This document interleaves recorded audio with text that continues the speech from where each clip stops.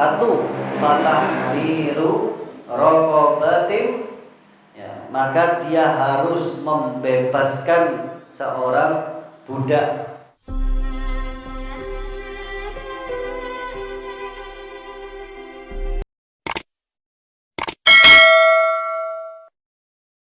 Dulu, ya, mau bekerja ikhtiar dulu, kemudian kita pasrahkan kepada Allah Subhanahu wa taala. Hasilnya kita serahkan semua kepada Allah. Ya Allah, saya sudah mempersiapkan A, B, C, D untuk saya jual, ya Allah. Saya berikhtiar sudah saya lakukan. Saya serahkan semuanya urusan kepada Engkau, ya Allah. Maka Bapak Ibu, ya, dimanapun rezeki Allah sudah ditetapkan masing-masing. Meskipun ada warung kopi A misalnya dekat dengan warung kopi B dan C, masing-masing ada rezekinya. Itulah hasil dari tawakal. Nah, salah satu buah dari tawakal Bapak Ibu, ya, mohon bisa dicatat atau diperhatikan.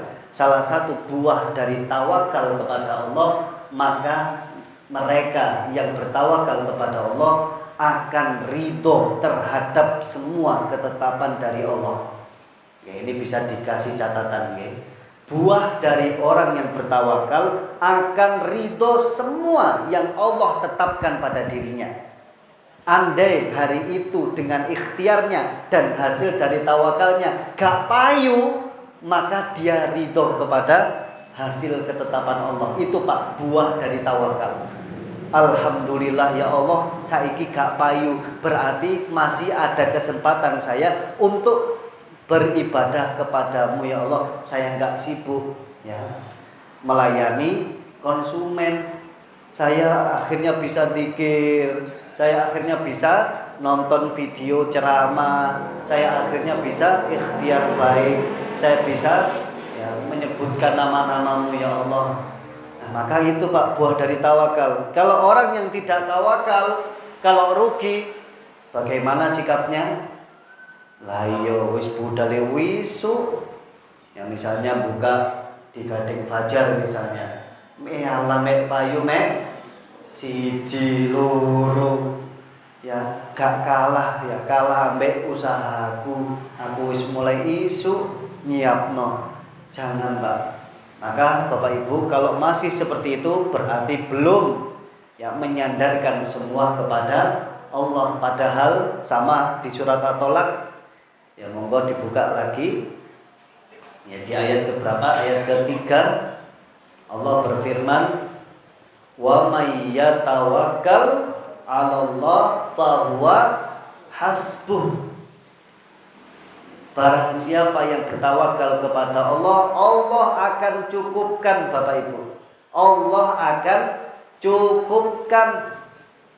Ya. Maka siapa hamba-hamba Allah yang merasa cukup? Hamba-hamba Allah yang merasa cukup ialah hamba yang selalu mensyukuri apa yang diberikan oleh Allah. Ya. Orang itu merasa cukup itu karena bersyukur, Pak. Kita, ya, yang sekarang sudah bekerja, jangan ngersuloh gajinya turun. Gini apa mboten? Gaji jenengan pancet, Pak. Kulo turun, ya. Curhat malian. Ya, gaji turun, apapun turun karena efek pandemi dan lain sebagainya, bersyukur Pak. Karena mungkin ada ribuan, ratusan orang yang menginginkan pekerjaan tersebut, nggih napa boten?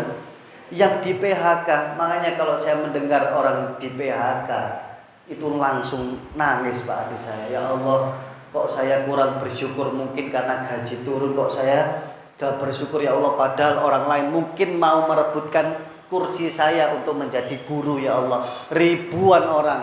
Pernah, ya, Bapak Ibu dengar P3K, PPPK itu yang apa, perjanjian dengan perpanjangan atau kontrak itu sing tes wong tuwek-tuwek. Ya apa maneh Bu, nek wong tuwek ya mencet keyboard A, metune ABC, atik metune G, atik metune AB. Lho ya apa Pak? Apakah itu adil? Ya bisa jadi tidak. Kasihan. maka banyak yang memperebutkan seperti itu. Maka kita bersyukur, yang masih bekerja, yang masih berpenghasilan, bersyukur kepada Allah. Nah, itulah Bapak Ibu, syukur dan tawakal itu akan membuat diri kita cukup. Nah, maka yang belum mendapatkan pekerjaan, ayo ikhtiar, ya taharrok, gerak. Fa inna fil harakati barokah, karena di setiap gerakan itu insya Allah Allah akan memberikan keberkahan di setiap langkah. Maka ya, yang diusaha bagi yang belum bekerja, semoga semua dapat pekerjaan, amin. Yang belum ikhlas dalam bekerja, semoga semua diikhlaskan sehingga pekerjaannya menjadi berkah, amin ya rabbal alamin. Maka Bapak Ibu, ya ayo, kalau misalnya pulang kerja, pulang dari kerja yang dekat rumahnya dengan masjid, kita biasakan ya, saya juga menasihati diri saya sendiri, kalau pulang dari pekerjaan, monggo mampir ke masjid, sholat tahiyatul masjid, ya 2 rakaat, terus berdoa pada Allah, ya Allah, hari ini saya sudah ikhtiar ya Allah, hari ini saya memanfaatkan nikmat tangan-Mu ya Allah untuk melakukan pekerjaan yang halal. Ya, hari ini ya Allah saya memanfaatkan nikmat kaki-Mu ya Allah untuk melangkah ke pekerjaan yang halal. Maka dengan ini semua ya Allah, semoga Engkau mudahkan seluruh urusan saya ya Allah, dan semoga Engkau berikan rezeki yang halal, dan semoga pekerjaan atau hidup saya menjadi berkah. Maka datang ke rumah Pak, bukan membawa aura pekerjaan. Membawa ke rumah itu aura ketenangan, aura kebahagiaan. Kita itu sudah ikhtiar Pak, kita sudah bekerja, kita sudah melakukan upaya. Maka dengan ikhtiar kita serahkan semua pada Allah Subhanahu wa ta'ala. Pulang itu insya Allah hati akan menjadi tenang, damai. Ya, kadang kalau pulang langsung biasanya beban pekerjaan sampai rumah, ya malah dibawa, disambut oleh istrinya, papa, sik, ojo sungko ae sik, aku sik, sumpek, nah pegel. Nah, akhirnya aura-aura pekerjaan itu yang membuat rumah itu menjadi kurang harmonis. Monggo Bapak amalkan, atau saya juga akan mengamalkan insya Allah. Nikmat Pak, kita ikhtiar. Ya, sebelum bekerja juga bismillah ya Allah, saya mengendarai motor, nyetater mobil ya Allah, saya akan berangkat bekerja ya Allah, saya berikhtiar. Semoga pekerjaan saya ini bernilai ibadah dan berkahi setiap langkah dalam pekerjaan saya ya Allah. Insya Allah Pak, insya Allah hidup itu menjadi tenang, minimal ya kita menerima semua ketetapan dari Allah dengan ikhlas dan dengan bahagia, senang. Ya, maka yang sumpek ya memang sumpek Pak. Dunia ini tempatnya orang sumpek. Kalau mau nggak sumpek, satu tempatnya di mana? Di akhirat. Di akhirat itu sumpek di surga Allah Subhanahu wa ta'ala. Nggak ada sholat lagi Bapak Ibu. Enak? Enak. Tapi kalau saya sekarang bilang tidak ada sholat lagi, enak? Ya mau. Enggak, karena kewajiban kita adalah sholat Pak. Ya, dunia itu tempat beramal. Nanti di akhirat nggak ada pengajian lagi, di surga nggak ada baca Quran lagi, senang-senang toh. Maka ayo bercapek-capek di dunia dengan menjalankan yang ikhlas karena Allah dan mengharap ridho Allah Subhanahu wa ta'ala. Bismillah. Ya, kita sudah ikhtiar, maka marilah ikhtiar itu ya dibarengi dengan tawakal. Sekali lagi Bu, tawakal itu konsepnya harus ada ikhtiarnya. Ya, bukan tawakal menyerahkan saja tanpa berikhtiar atau berusaha.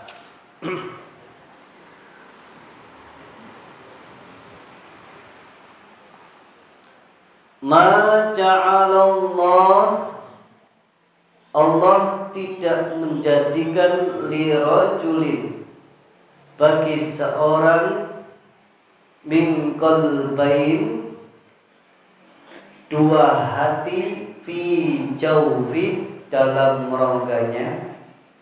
Ya, maksudnya apa? Maksudnya di ayat selanjutnya, wa ma ja'ala azwajakum, dan dia tidak menjadikan istri-istrimu allai yang tudahiruna kamu zihar minhunna, mereka ummahatikum, sebagai ibumu. Bapak Ibu, ayat ini turun karena kasus yang terjadi pada orang-orang jahiliyah. Orang jahiliyah itu orang yang pengku, orang jahiliyah itu orang yang tidak beraturan, yang tidak tahu peradaban, yang tidak tahu malu. Kalau maksiat ya wis maksiat, dibiarkan. Itu orang jahiliyah. Maka Al-Quran ini luar biasa, ya, turun kepada orang yang jahiliyah atau kaum jahiliyah menjadi khairul ummah, menjadi umat yang terbaik. Itulah Al-Quran, Pak. Ya, saya kembali lagi bahwasanya orang-orang jahiliyah dulu menzihar istri-istri mereka. Zihar niku napa? Ya, menyamakan. Ya, tulang punggung bahasanya, menyamakan, dia statusnya seperti ibunya sendiri. Dimaksudkan apa? Dimaksudkan laki-laki ini mungkin sudah tidak berhasrat lagi kepada perempuan tersebut, atau menjadikan perempuan tersebut atau istrinya haram untuk dirinya lagi. Itu amalan orang-orang jahiliyah, Bapak Ibu.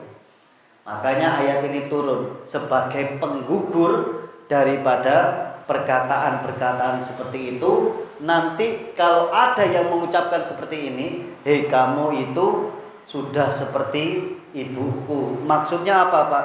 Membuat perempuan ini sakit hati, menyamakan dengan ibunya, dan laki-laki ini sudah tidak bernafsu atau bersyahwat dengan dia. Mungkin laki-laki ini sudah tidak ngurusi dia lagi dan bahkan menceraikannya. Itu tidak boleh. Nah, tidak boleh. Maka turun ayat seperti ini. Kalau ada yang mengucapkan seperti itu, maka perempuannya bukan statusnya haram, tetap halal. Akan tetapi laki-laki ini harus membayar denda. Ya, dendanya di surat apa? Monggo dibuka supaya kita lebih mendalami lagi. Di surat Al-Mujadalah,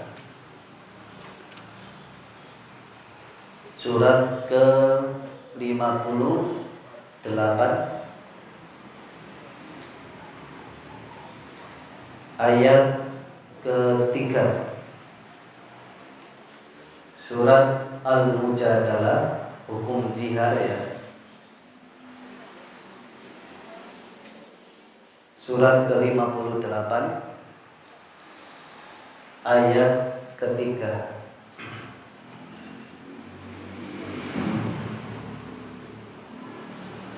Pun dipakai. Allah berfirman, walladzina yudhahiruna min nisaihim, dan mereka yang menzihar dari istrinya, thumma ya'uduna lima qalu, kemudian mereka menarik kembali dari apa yang mereka ucapkan. Sudah mengucapkan zihar, kemudian mereka mencabut dari ucapan zihar tersebut, maka apa yang harus dilakukan, atau dam apa, ya, denda apa yang harus mereka lakukan?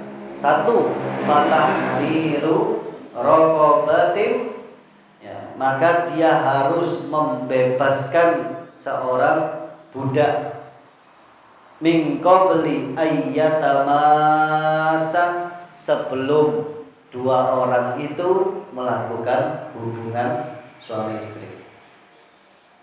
Ya, wis ngomong dihar, nyabut dihare, langsung ae nyelodok.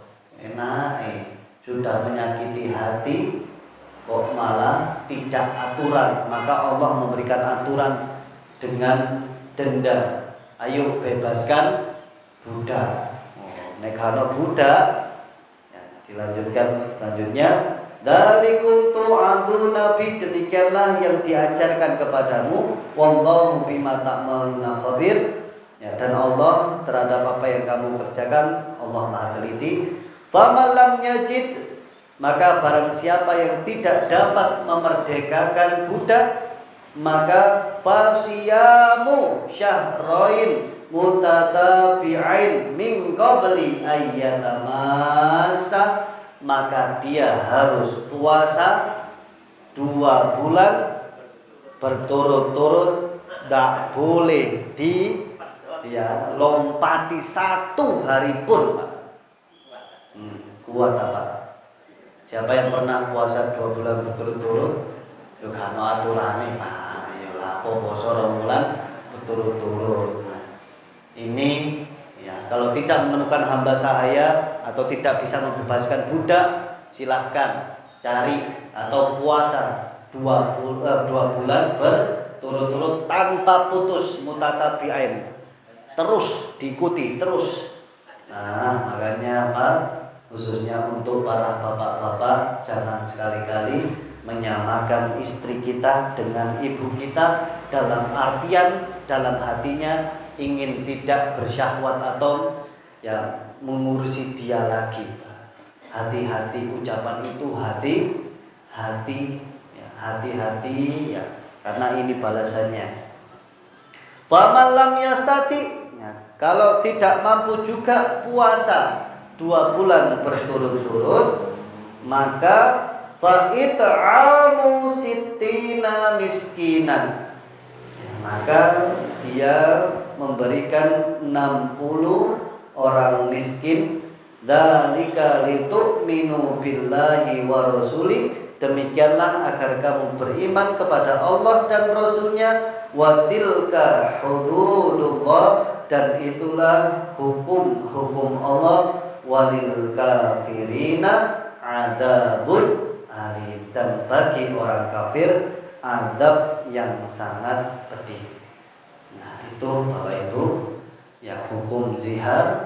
Dan bagi yang mau mencabut ucapan ziharnya, maka tidak serta-merta langsung dia ya kembali kepada yang asli, harus melalui proses-proses yang Allah sudah menjadi ya, yang Allah tetapkan dalam Al-Quran dan menjadi hukum.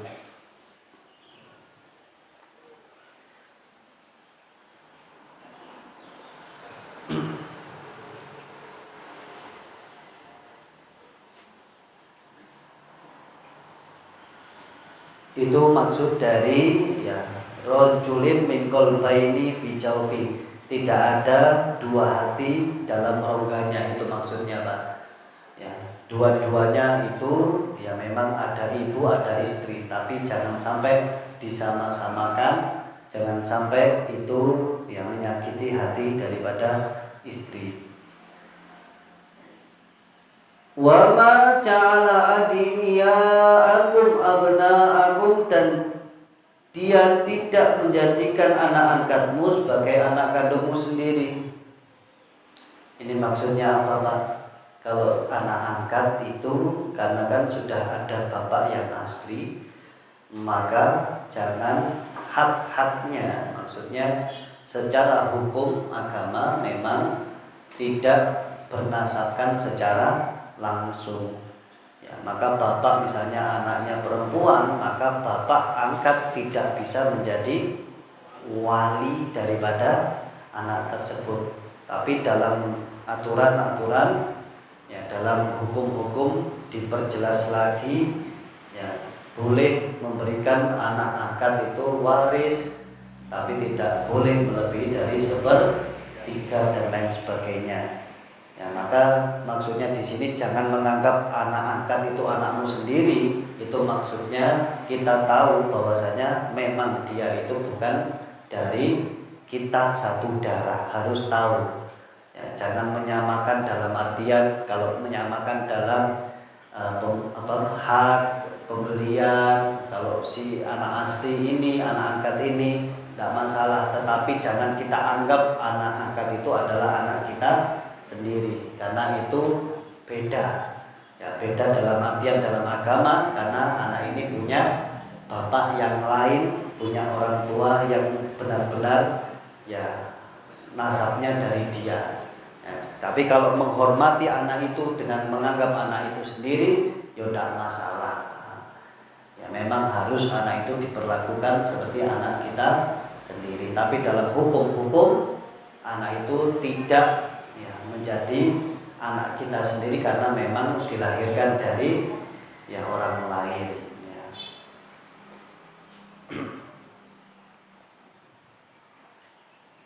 Walaisa alaikum junah, dan tidak ada atasmu dosa.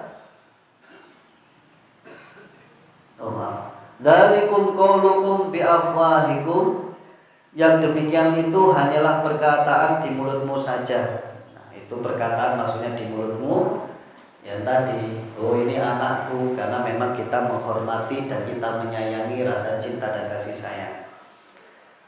Wallahu yaqulul haq wa huwa yahdis sabil. Allah mengatakan yang sebenarnya dan Dia menunjukkan jalan yang benar. Demikian Bapak Ibu yang bisa kami sampaikan, dan semoga apa yang kita kaji hari ini benar-benar bermanfaat untuk kita dan menjadi amal solih yang memberatkan timbangan kita nanti di akhirat. Dan semoga yang sakit Allah berikan kesembuhan, dan semoga semua urusan kita Allah mudahkan dan Allah lancarkan, dan semoga kita menjadi ahli Quran dan ahli surga. Amin ya rabbal alamin. Rabbana taqabbal minna innaka antas samiul alim wa tub 'alaina innaka antat tawwabur rahim. Ada pengumuman dana yang masuk untuk pendirian pondok pesantren Usi Salak Taqwa Merasi Pajak dari tanggal 26 September sampai tanggal 2 Oktober. Nama jamaah Ibu Haja Mahmudi Pekarungan 500.000, Ibu Fitri Joho Kebon Anom 250.000, Haji Husaini almarhum 100.000, Ibu Tutik 50.000 nyamplung, hamba Allah Pekarungan 50.000, Ibu Musti Hayati Pondok Marinir 25.000, Bapak Yusuf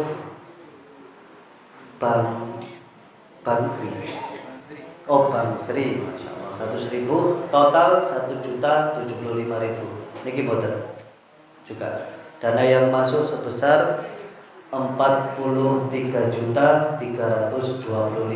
Alhamdulillah masih dibutuhkan banyak Bapak Ibu, dan semoga Bapak Ibu yang menyumbang termasuk amal jariah yang nanti tidak akan terputus ketika kita sudah meninggal sampai hari akhir. Amin ya rabbal alamin. Saya ucapkan atau kami ucapkan dari Yayasan Jazakumullah khairan katsiran.